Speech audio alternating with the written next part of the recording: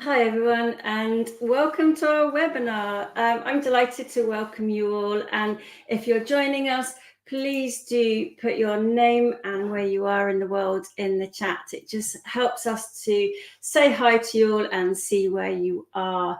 So today is another webinar which is about escape rooms, because escape rooms have just been so popular with everyone. We couldn't not have another webinar about it. And we are going to be joined today by some fantastic guests. We're going to bring to you lots of clues, lots of tips and tricks about creating your escape rooms. And of course, we'll be delighted to answer your questions along the way. So hi, Marit, how are you in Finland? Got people starting to join us. So some of you know that Ivan is my usual sidekick. He answers your account questions. Ivan's unable to make it, but we're not let down. No, we're not, because we have the wonderful Claudia who's joining us. Hello, Claudia. How are you? I'm great. How are you? Thank you so much for having me. This is going to be amazing. Once again, another amazing webinar from ThingLink. And this evening is going to be extra. You know why? Because we're going to step beyond the ordinary and unlock dynamic learning experience with ThingLink and Quizizz. In this exciting webinar, we're going to get ready to break out of traditional teaching right here, right now.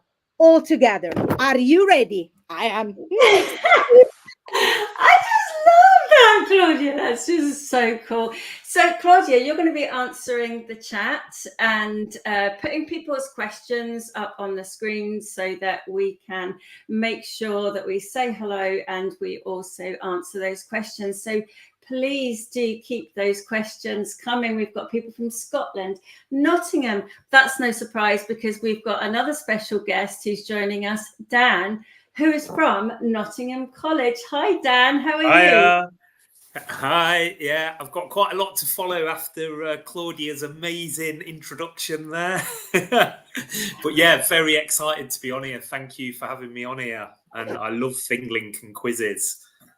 Oh, that's just brilliant to hear. So, Claudia, you're actually a digital leader for teachers covering the Aosta Valley.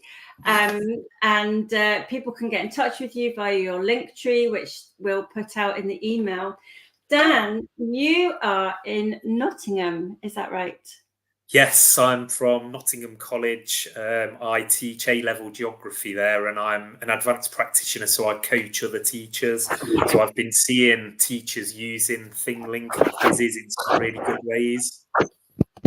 Awesome. And you're a geography teacher by heart, is that right? Oh, yes. Love my geography. I've got my elbow patches and corduroys and everything. And of course, this is a webinar with ThingLink and Quizizz. So we have the wonderful Jon joining us from Quizizz. Hi, Jon. How are you?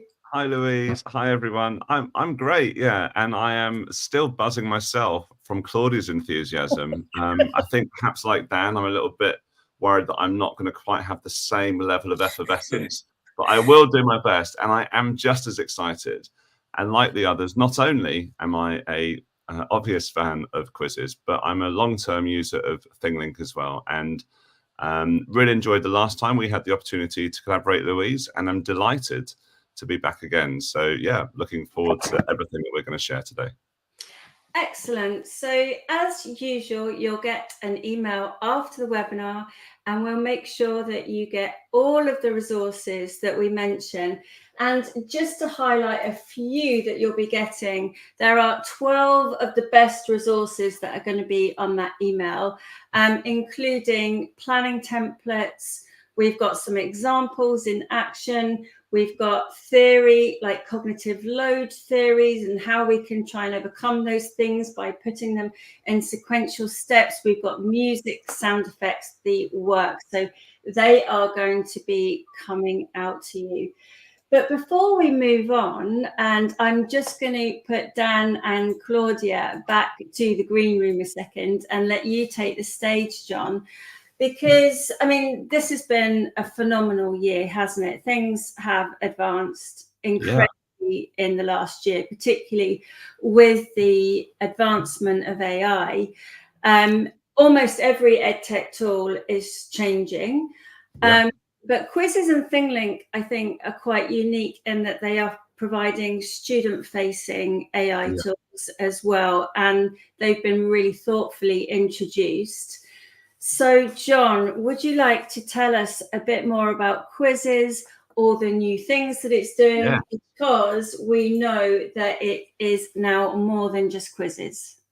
It is. And just on that slide there, so very often, if I were to say to someone, particularly from the UK, that I work for, and I'm very proud to represent Quizizz, you know, with educators across the whole of the UK and beyond, there is still sometimes a kind of misconception of, oh, that was something that I used in the pandemic. It was a quizzing tool then, and it's still a quizzing tool, and yet we offer, just as you can see from that diagram there, we offer fully interactive lessons, interactive videos, comprehension passages, and flashcards. Now, that means that not only are we engaging through, for example, your kind of common formative assessment activities, but we can extend learning in lots of other ways. Now, there isn't going to be time for me to dive into too much of this on a particularly deep level, but if you're able to share my screen now, Louise, I will just do a kind of 2 or 3 minute tour. So just we see there, when you sign into Quizizz and you tap the create button, you are now given the option to create one of these 5 things. If you're brand new to Quizizz, just jump in, give it a go. Any feedback, please let me know. It's always great to hear from teachers. Any kind of things that you would like to see that we're not yet doing, then also please give us a shout. One of the things that you will see as well, kind of smattered throughout Quizizz, much along the lines of what Louise was saying, is purposeful integration of AI. So we've done our best to not make Quizizz necessarily an AI first tool, but rather to complement in really purposeful ways the way that Quizizz has always worked, but just using AI as a little bit of a boost. So sometimes that boost might be a time saver for teachers. Other times, perhaps it's going to be a win for students. And I'll jump into a couple of those here. So when you jump into different question types, other quizzing tools, you know, some great ones out there, you probably are limited to maybe multiple choice, fill in the blank, and 1 or 2 others. With Quizizz, you can really extend the learning beyond just that standard quiz. So lots of opportunity for all of your learners to express their understanding in the way that best suits them, and opportunity for the teachers to take them through formative assessment activities and avoid, you know, death by multiple choice, if you like. If I were to jump into one of these different question types now, so if I were to go down the route of, for example, open-ended questions. So as a former economics teacher, maybe I'm going to type in, what is opportunity cost? I won't ask you if you know, Louise, because there isn't quite time on this, but I'm going to jump this up to year 10, and I'm going to choose other. And what we're able to do here with AI is to generate an answer key that a student open-ended response will be cross-referenced against. And then we will mark it. Is this right or is this wrong? And we're actually starting to build AI into that feedback process as well. For example, and here is one that I brought up earlier, just in the interest of time. So you'll see here that the answer for this particular question was C. Ordinarily, if you answered A, B, or D, you would be told, big cross, the answer was C, you were wrong.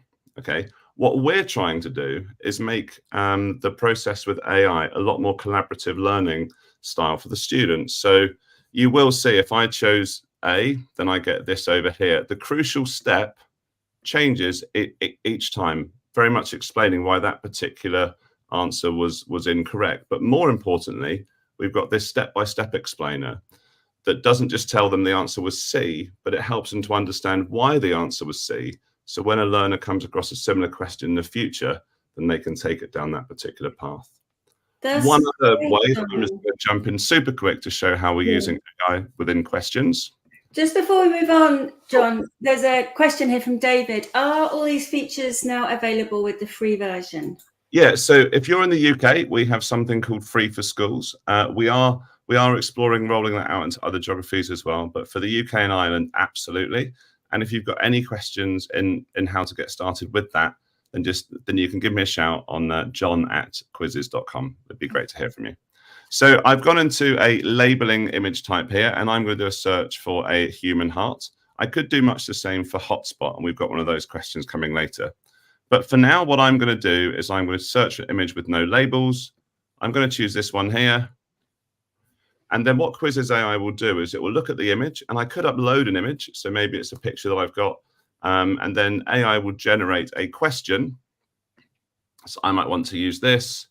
And then I can go here. And this is where I always forget if it's the ventricle on top or the bottom. But so we have generated those labels, and for the teaching experts amongst us, they'll be able to label those accordingly super quickly, sharing those with the students.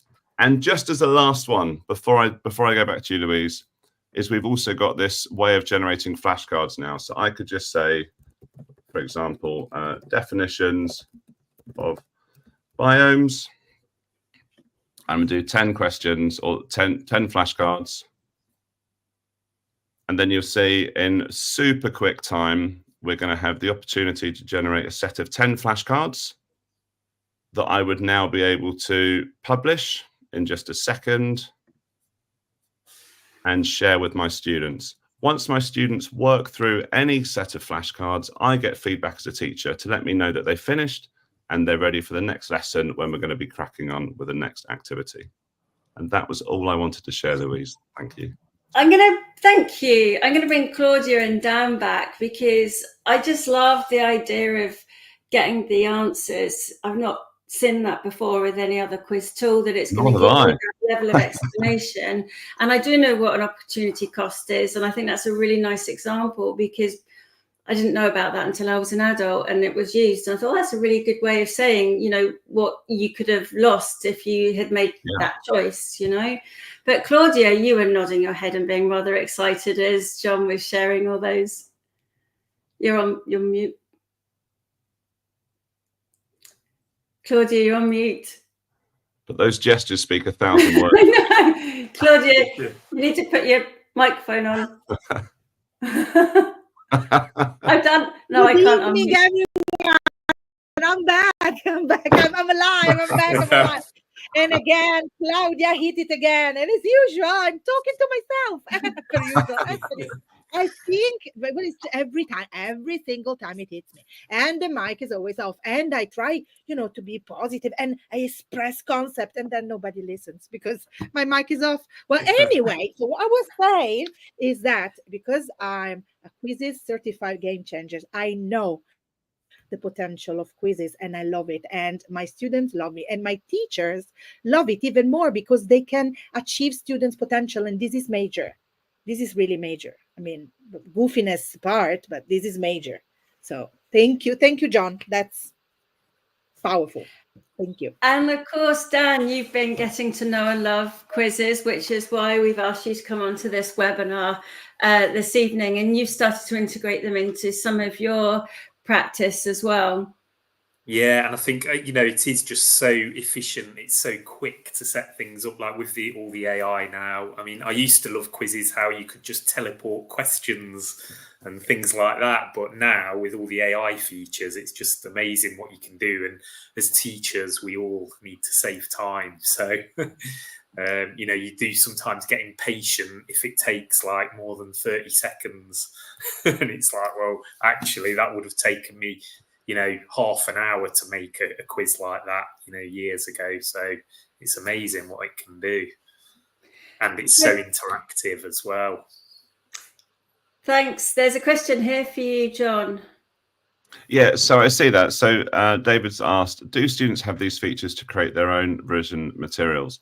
The answer is that they are able to, but that is in collaboration with a school or with a college, just to make sure that all the kind of data, etc., has been approved and signed off, etc. So yes, and that does require some collaboration with the team at Quizizz.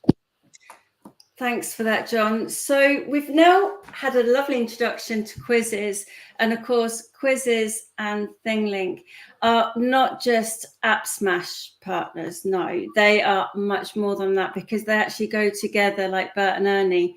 I'm sure I can think of something else. Go together like beans on toast. But so I'll just give you a bit of an update of where we're at with ThingLink, and Claudia and Dan and Jon, please feel to jump in as well. So some of you might notice there's a little bit of a color change there, and there's also a little bit of a logo change there as well. So we are now moving into the new era of ThingLink, and you're going to be seeing lots of new things coming very soon over the next few weeks. But if you weren't aware, ThingLink is, of course, 13, nearly 14 years old, and it was the brainchild of Ulla-Maria Koivula, who was studying for her PhD in education at the time at the University of Helsinki. And that vision all those years ago was about connecting the physical and the digital worlds together to make anything an interface for learning. And I can't think of anything more relevant for escape rooms, where we can create an escape room out of our classrooms, which you can use a 360 image for, and that's your physical world. And then you could have a tag which takes you to a digital world, which could be a 360 image that you've created. So here we can go from, you know, one room to another, and each of those different backdrops or rooms, or however you want to look at them, can actually hold those quizzes, those other ideas for making them into interactive escape rooms. And we talk a lot about immersive learning, which of course is the other raison d'etre, or the mantra, or the ethos of ThingLink. And I just want to point this out, because whenever we talk about immersive experiences, people often jump to headsets. And I don't know about some of you, but I'm a prescription lens wearer. I really struggle with headsets because of my eyesight, but also they might not just be right for some learners. They might indeed be cost prohibitive for some students and schools. So we want people to think about immersive learning. It's not just for headsets. It's about the creation, and it's also about the sharing. And just as Jon has showed you, teachers can easily create those kinds of quizzes and quizzes. Students can create those kinds of reflection tools or quizzes and quizzes as well. Students can also use ThingLink. So why not have students creating their own escape rooms to demonstrate their understanding of concepts? So some really nice ideas for you to already start taking away. So ThingLink, as we head on into 2025, can you believe it? When Jon and I did our last Quizizz webinar together, it was March, and that whole year has just flown past in a hot minute, hasn't it? It's going to be Christmas soon, or the holidays. So ThingLink in 2025, we have our main editor, which many of you know and love, and that's going to be developing further. We've also got our ThingLink scenario builder, and very soon, and if you're already in your ThingLink accounts, you will see what we're internally or temporarily calling Scenario Builder 2, where you can now create your whole branching scenario from a PDF. And don't forget, you can mix and match these tools as well. So you could use the Scenario Builder to create a pick your own adventure style game, and you can have your ThingLink scenes within it. We've also got our AR app there, so you can create ThingLinks by taking a photo of something and putting hotspots on. Now imagine this, you're in your classroom, take a picture of something, put the hotspots on it, and you could even have people have your escape room ThingLink on their phones by hovering over a cupboard in your classroom. So that's, again, mix and matching the physical and digital worlds there. And the Pano 2 360, if you weren't aware, before you could use the Google Street View camera app, that's now gone, goodbye. And we've developed our own solution where you can take one panoramic image with your mobile phone, upload that to ThingLink, and then you're able to turn that into your photosphere, which could be your escape room. So you could take a panoramic image of anywhere. Let's face it, who remembers they've got their 360 camera in their pocket? I never have my 360 camera with me. It stays in my desk drawer, but I've always got my phone with me. So if I'm out on a school trip or I'm out on a visit to a site, and you must do this at Nottingham College, Dan, you could create your 360 photosphere just with a mobile phone and upload that to ThingLink. So, oh, missed a slide there. So once you're creating your escape room, and one thing you can start off with is to think about how you're going to share it. So are you going to share it where people complete it on a one-to-one? And they might be viewing this on a mobile phone, on an iPad, a laptop, a Mac, or a Chromebook. Or do you want to have it as a class shared experience? So that's where you could have it on your interactive panel, your screen, or your projector. Or you could have it as an interactive room. So if you're lucky enough to have an interactive room in your school where you've got the projectors that are projecting across, each of the room and the floor and the ceiling, then you could share your interactive room that way, your escape room. Could actually use their Harry Potter projector one type thing to open up the hotspots. I've seen that. That's hugely exciting. And then, of course, I'm not going to say that you can't use VR headsets. Of course, you can use your escape room with a VR headset. And of course, that's just going to be amazing experience because it's going to be that truly immersive experience. And I've even tried the new Apple Vision Pro headset, and that is just mind-blowing. I was feeding the dinosaurs out the palm of my hands and butterflies were landing on and all sorts. So yeah, these things will obviously be available to some of you, but if there isn't, then you can have confidence that you can share your escape room across all of these types of experiences. So yeah, I just saw that. Thanks for putting that on the screen, Claudia. So what you're describing there, where you've got a multiplayer experience, is more like the metaverse. So that might be something like more of a game creation.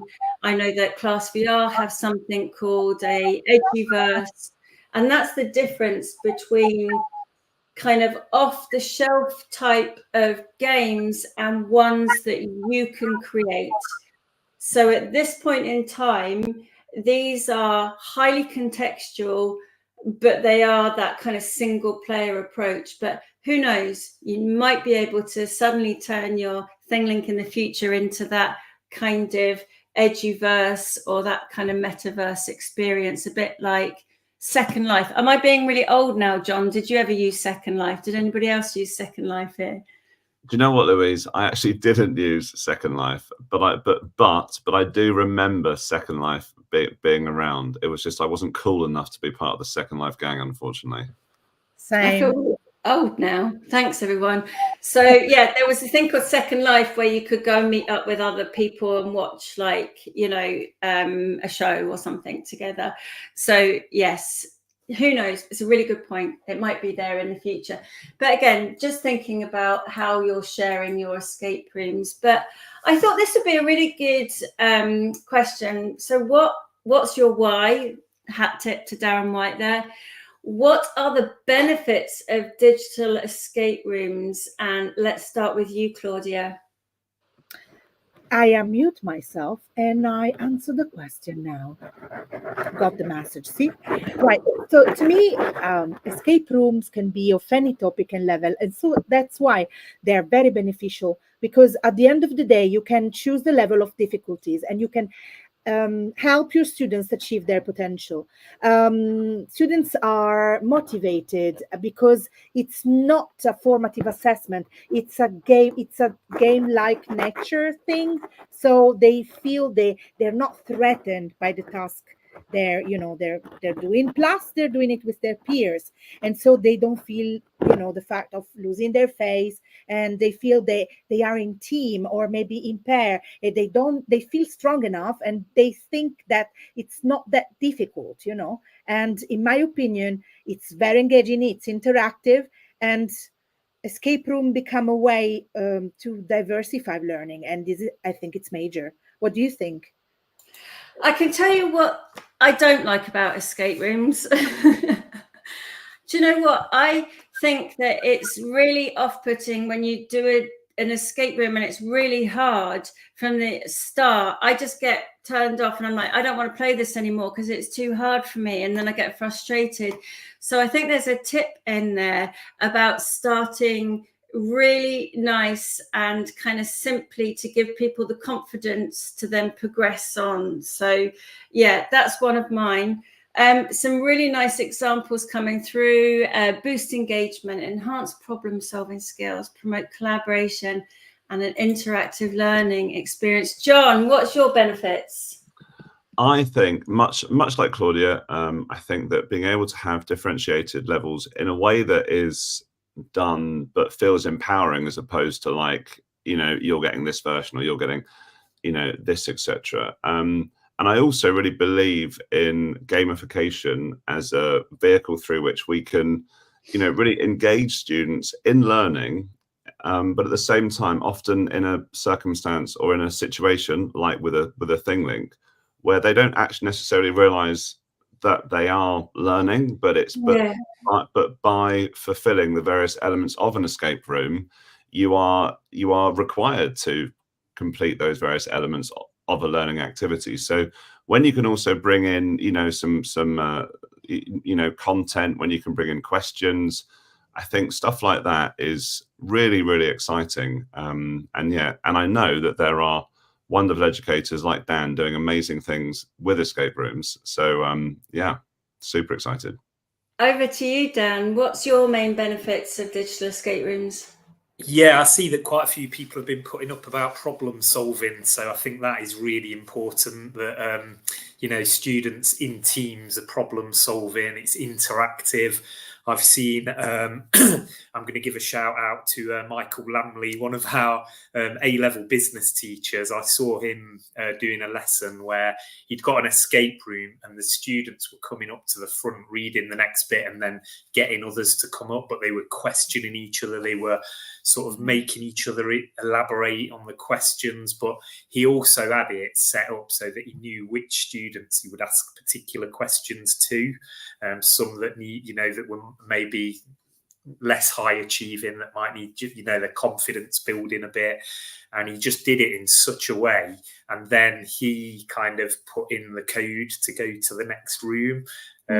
And then took them to the next room, and then they were doing it on an interactive screen at the front, where they were coming and touching it on the actual screen at the front of the classroom. But he was questioning them so well as well, because this is A-level, so we have to make it high level, and he was just really not letting them get away with not answering any questions, but they were all I've never been in a class where all learners were just, interacting with it so well. So, yeah, I think it's got amazing potential. And there's a question here from someone who's asking, how do you have students in teams without multiplayer? I guess that's the idea of having people work in small teams to complete, isn't it? So you could have that kind of cooperative learning style where people could be at different levels in the escape room. They could do tag teams, like you say, class discussion. Students could be sharing devices together. So there are so many different ways in which you can have classes work in groups. Yeah, because there sometimes is the I know what they mean there, because sometimes, if you've got something running at the front of the class and everybody's doing it, sometimes some students won't get involved. But that lesson I saw, everybody was still getting involved, But yeah, obviously they can go off in teams and do the escape room, then come back and be assessed individually and things like that as well. I've worked in a classroom where we were doing escape rooms, and we had people working in pairs, but the pairs weren't actually sat together. It was one-to-one devices, but they were sat at opposite ends of the classroom. So they were problem solving on a back chat channel between the two of them, which worked out quite nicely.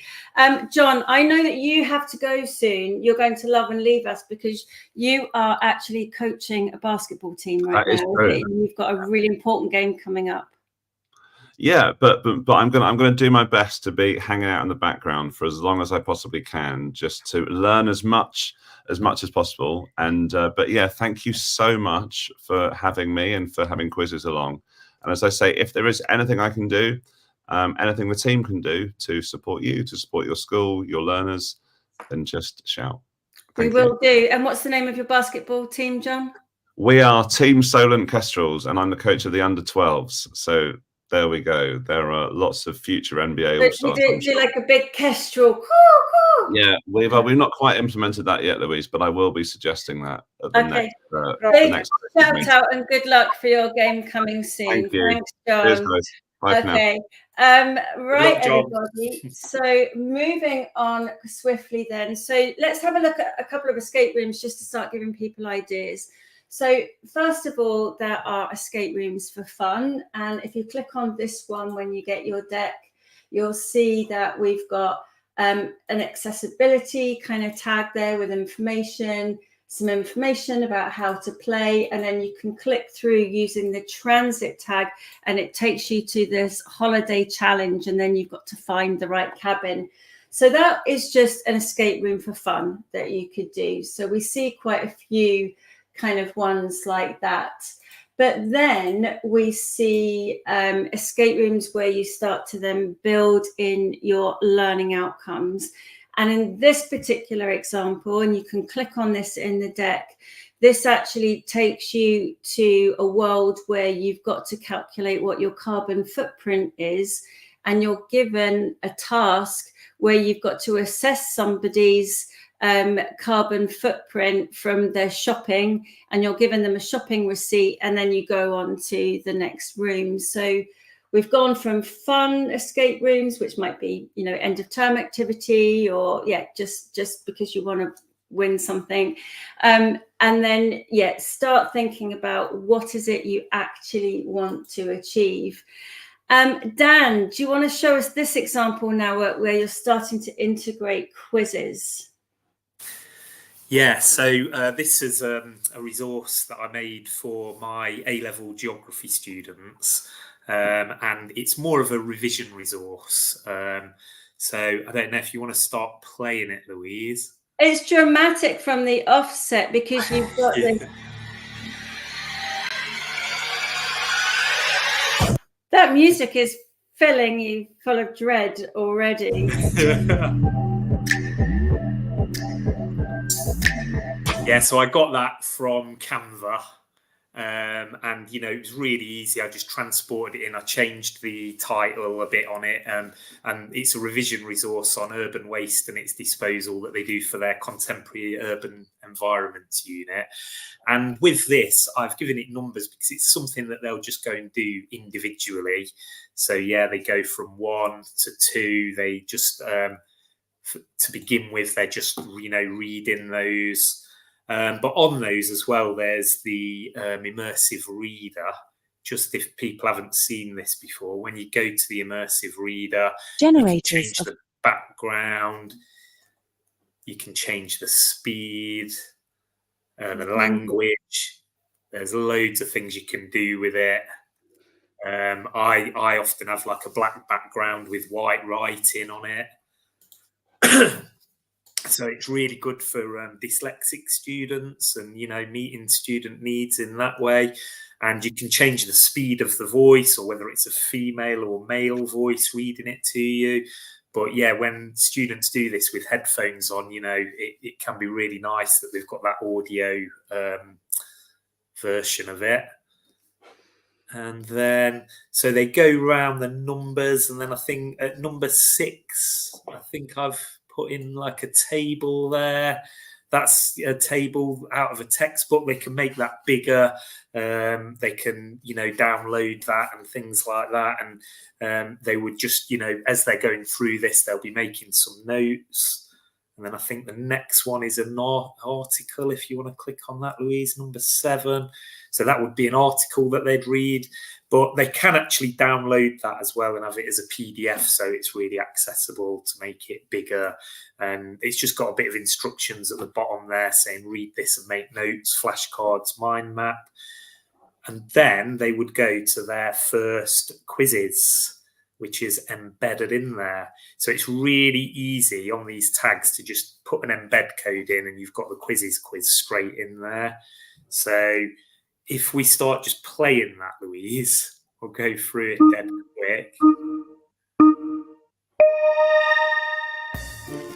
So yeah, have a go, Louise. See if you get any of them. Oh right. my goodness! No, Just click on any, and it doesn't matter. Which method of urban waste disposal involves converting waste into energy recovery? But it did say more than one answer. You purposely got that wrong, I know you did. Which is not agricultural, yeah, well done. Well done. So you've got those cool memes that come up as well. Oh, on a roll now, on a roll. Ooh, tricky one. Oh, of course, differences in economic Better development. look next time. Major if improper.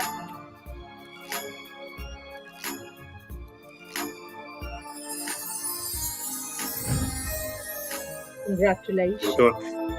But when you get to the end of it, you get like a redemption question. So if you click on one of those, you get another chance to try and get that right. Got it right this time.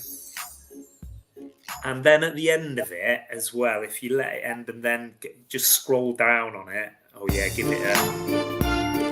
You can play it again. You can also study the flashcards. If you click on study flashcard, go up a little bit. Study flashcards. Yeah. There. Wow. And you can flip those. You can, you know, be memorizing them because the students have got this as a case study that they need to remember some of the facts. And as they go through, they can say whether they know it yet, whether they've mastered it. If you put I'm still learning, then they will come up at the end as well again. And until you say I know on all of them, you know, it doesn't end. But then they can play that over and over again if they wanted to and keep getting their scores better as well. So, yeah, if you want to close that one. But, yeah, there's like really good thing. That's just a, you know, a multiple choice quiz on Quizizz. There's so many other things you can do. Amazing. And There's then a the question there from XR Terra class. Were those memes randomly chosen or were they specified by the quiz creator? I think they're randomly chosen, aren't they? Those ones were randomly chosen, yeah, but I have got my own little meme set that I haven't used yet where my face is on it and things and it says Dan says this and whatever. So, but I haven't used those yet. Excellent. So all of those could be questions in an embed tag ready for an escape room. Yeah. So just a couple of other ones then, and this is another one that was kind of, I mentioned, I think, to Nottingham College because you're doing a lot with textiles there as well. But this one is an escape room based on textiles and brand challenge. And in this one, when you click on it, you'll see that I've started to use Skybox to create those 360 images. So we've already started putting these together. We've got the components of being able to create some really, really great escape rooms. Lots of ideas around benefits there as well. And we're considering things like accessibility. But really, Claudia, now is a good time to start thinking about how do people plan their escape rooms and their breakouts. And we've got a couple of nice suggestions for you. If you are a ChatGPT user, you'll get access to this for free. but this is my digital escape room creator. And if you go into that, you can just put in what type of escape room you want to create, and it will come up with a whole structure for you. So that's something that you can do. It's linked in the resources which you get. And then we've also got here a Google Doc, which asks you to put in your topic and the subject and your learner objectives. And if you click on that, it will take you to this Google Doc. You can start populating and then start thinking about the structure. So I guess what we're trying to do is give you some nice options here. If you want to create it from scratch, use something like this. If you want a little bit of help to ideate or prototype, you can use that AI GPT that I created. But Claudia, you have also created your very own planner, haven't you? Yeah, I have. It's in the resources. And the thing I wanted to tell you that to me it's major is the fact that student engagement is the foundation of learning. That's why we need to tailor-made learning. We need to customize learning for our students. And how do we do that? First of all, we select the competence and the skills that we want our students to achieve.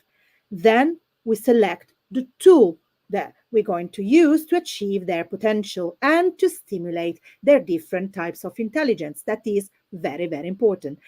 In addition, we are going to choose the level of difficulty. And remember, Louise, that you said that before, that you didn't really like escape rooms that much because sometimes you give up and you're going, yeah, it's too difficult for me.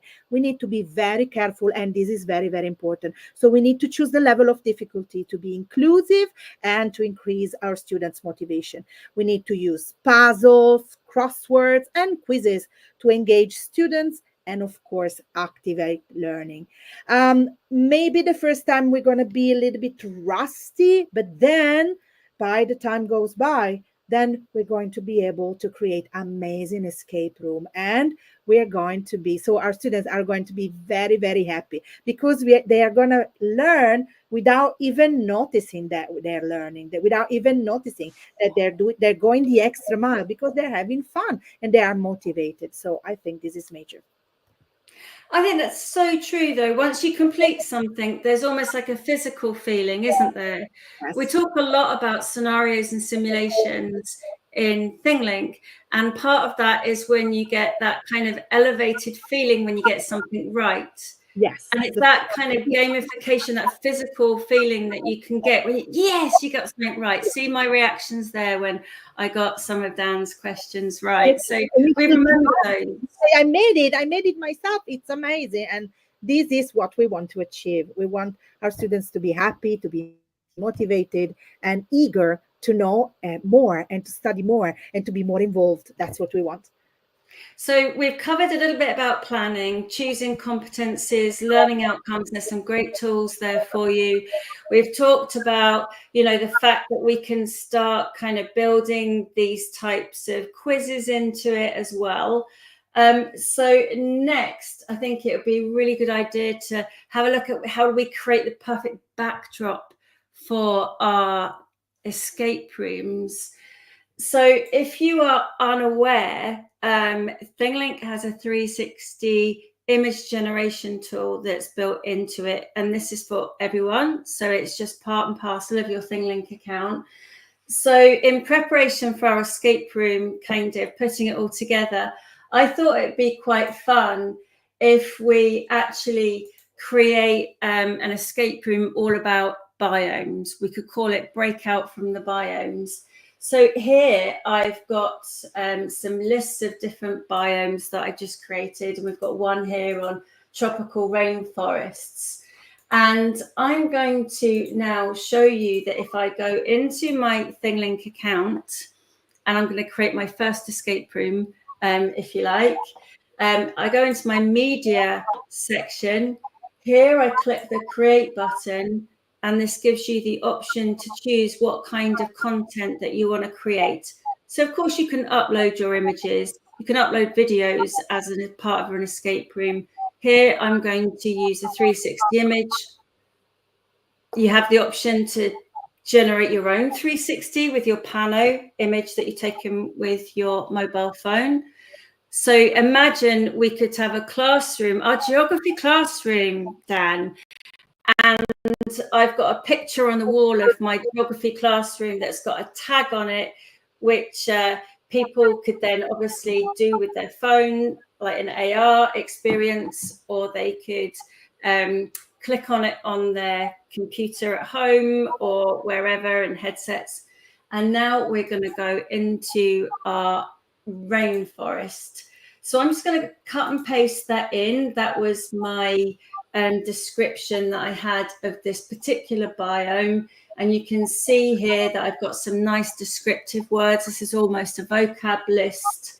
And I can toggle on the enhanced prompt, and I'm going to click generate. And this is going to generate my very first escape room, which is going to be all about the rainforest.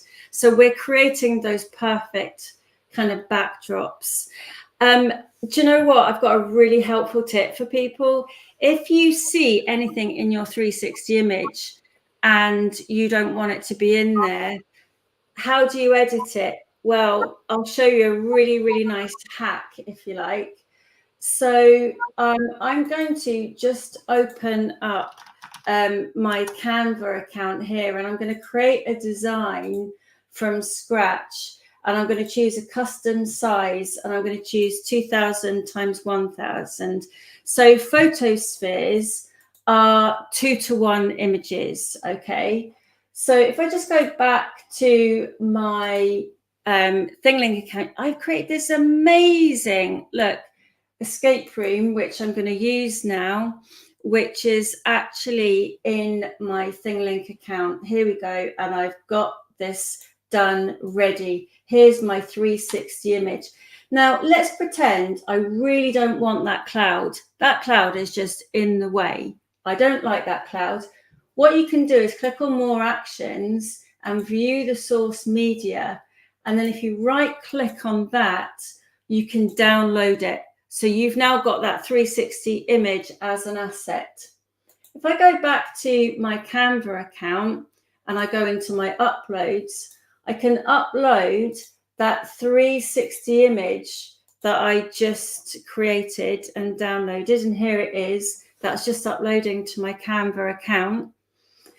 And in a minute, I'm going to be able to enable that to go back into my canvas here, if you like.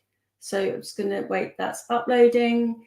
And I'm going to then put that on, and I'm going to set that image as the background. So here we have my image that's ready to edit.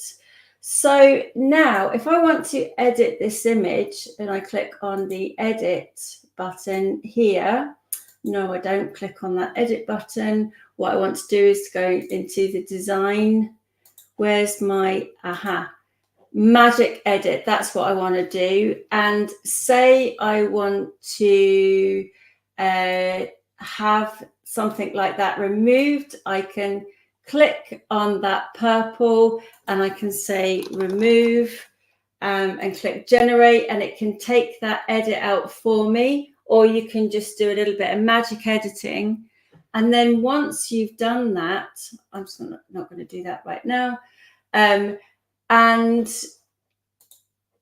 what I'm able to do then is to just download that as a PNG file and upload that back into ThingLink, and it will have removed that cloud.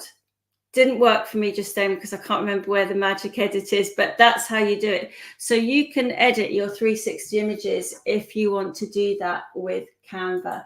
Anyway, I'm just going to go back into my 360 image that I just created, and that's how you create your perfect backdrop for your escape rooms. A few questions there. So Marco's asking, where can I find the tool for prepping escape rooms with AI? So in ThingLink, it's just about creating that 360 image. So that's what you would do as your perfect escape room. or you can use the tools that we've got linked in the deck as well. So you'll be able to go back in and use those. So on my deck here on this slide, you'll be able to click on this image and it will take you to a blog post here, which is how to create the perfect 360-degree images. So you'll be able to use that, of course, too. So now that I've got some 360 images to use, or you can obviously mix and match with your own 360 images you might want to take of a historical place or a classroom. The next part is designing the puzzles and clues in order for us to build into our escape rooms. And Claudia, you've designed your own wakelet of tools, haven't you? Of all the tools that you can use. Yeah, I think that it's, you know, it's very important for teachers to have everything in one place. And I create this wakelet, first of all, to help teachers like me to find the right tool for the right scope in very few seconds. The collection that I created, if you want to, you know, if you want to show the collection, that would be nice. There is a small video that I created, but so basically here you have the webinar that we did some months ago, and then you have tools to create context like ThingLink and Canva, and then you have tools to create content like Quizizz and other apps that are accompanied by chatbot creators, Google tools, amazing tools to create anagrams, puzzles, crossword puzzles, fake Instagram, Facebook, and X posts. Then you've got cryptograms, you've got riddles, you've got newspaper generators, you've got a lot of stuff, because I wanted to, you know, to diversify, because we're not the same, and maybe we like different tools to achieve student potential. So that's why I created that. You've got also a Morse code translator or a receipt maker to create, you know, some strange scene going on with some clues that you have to find. And basically in this wakelet collection, there is anything that will help us arouse student interest and achieve our learning goals for them. So yeah, I'll try to, of course, this is not 100%, you know, complete. It's still a work in progress. So if you have anything you would like me to put in, please let me know, that I'm gonna, you know, add it to the list so everyone can enjoy the list and, you know, create the That's best. brilliant. It's so cool, isn't it? Thank you for sharing that. I'll be going. Yeah, someone's asked where we're going to get the slide deck. We'll email you the slide deck after the webinar. You will get it. Dan, I'm just going to quickly hop on over to this one really quickly, because this is about how you go from one room to the next, and this is just super important. So as you know, in my ThingLink account, I just created this lush tropical rainforest, and I'm actually going to do a quick kind of question here so that people can go into the next room. And the way that you do that with ThingLink, so imagine you've got the other quizzes that Claudia's just given you, which are the clues, and then we can just add a tag here, and we can use our transit tag. And this is where we can select our next escape room that we're going to go to. And I've just got my other biome, which is a tropical paradise island. Amazing. And I'm going to put escape here. And I'm going to use something called a conditional transition. And this means that the person's got to get it right in order to break out into this other room. So just for the purposes of this quiz, I'm going to say, what is Claudia's, oh, I'm going to spell that right. What is Claudia's favorite animal? Claudia? It's dog. Okay, so our correct answer is dog, but we can also have other choices here, like cat and horse. And you can also have this just as a text field. So people have got to get the password or the passphrase or whatever they need to get it right. And I can have a wrong answer message here, which is try again. So that's it done. So you're going to pepper your room with clues or revision questions or whatever you want to do. And then when you're ready, you can have your transitional tag where they've got to get the answer right or enter the answer in right. And here we're going to enter the dog and then break out other biome here, which is my escape room. And actually, if you did get this right, you might win a code that you could exchange in the tuck shop for a chocolate bar, or something suitable, dependent on what you want to do. But for me, that was just a bit of fun. I know that we're starting to run out of time, but I think we've given people the components of being able to bring this together. So you can create those rooms. You can use your own 360 images of real places and combine the two. Imagine if you went to a famous castle in Nottingham and then you tapped on the door and ended up in the dungeon and had to escape the dungeon. How fun would that be to learn about the history of Nottingham? Lots of ideas there for you. So I'm just going to bring this to a close now and just say that ThingLink has indeed got a very new tag. So some of you might have seen it, but we have brought in our own question tag. It's nowhere near as sophisticated as Quizizz, but it just gives you another option. And I'm just going to show you what that looks like. So with this, you will be able to, you'll see here I've got ThingLink, which is all about, I'm just going to turn off the music on that one. So if you scroll down, there's now a question tag that you can use, and it's really similar to that last conditional transition, and you would be able to put in right answers, wrong answers, and you can just also then select the right answer, and you can put in a response. So in the response to my question, after going through those tags, it's what's the most important thing to do first. And of course, you need to turn the power off. This was just an activity about, learning to change a light bulb. And that is a new question tag that's available for you. I'm just going to answer a question that someone's put up here. If the goal was to educate people about different biomes, isn't there a risk that AI would just make up trees or animals that don't exist and put them into your 360 image? I think the key there is in the prompt. So I put in a whole chunk of words about that particular biome.